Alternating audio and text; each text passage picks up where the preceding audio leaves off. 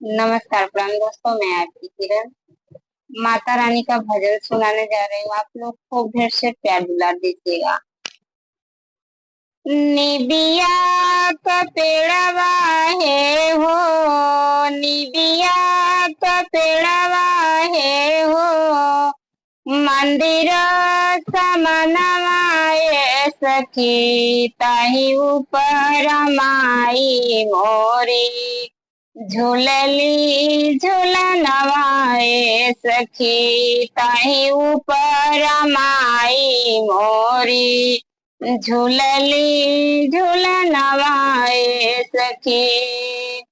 निबिया का पेड़वा है हो, निबिया का पेड़वा है हो, मंदिर समनवाए सखी ताही ऊपर माई मोरी, झूलली झूलनवाए सखी ताही ऊपर माई मोरी, झूलली झूलनवाए सखी।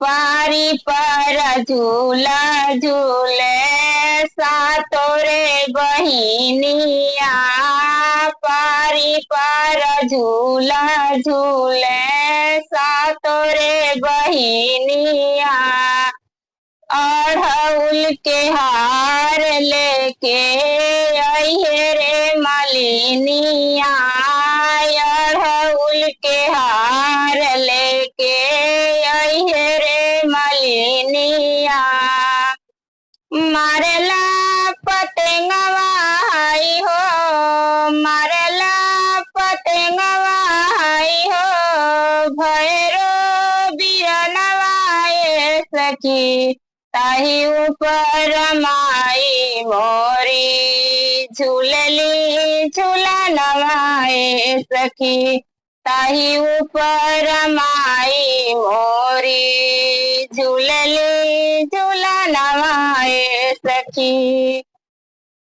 निबिया का पेड़वा है हो, निबिया का पेड़वा है हो, मंदिर समनवाए सखी ताही ऊपर माई मोरी, झूलली झूलनवाए सखी ताही ऊपर माई मोरी, झूलली झूलनवाए सखी। जय माता दी।